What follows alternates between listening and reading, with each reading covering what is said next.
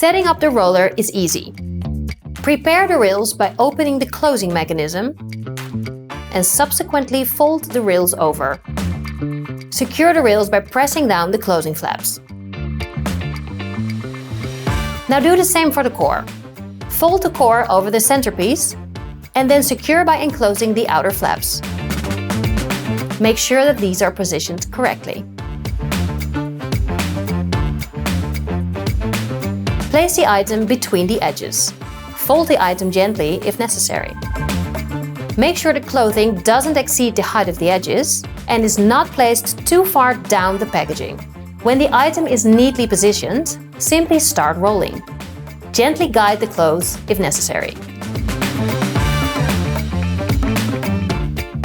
After the packaging is rolled up completely, please close the sides.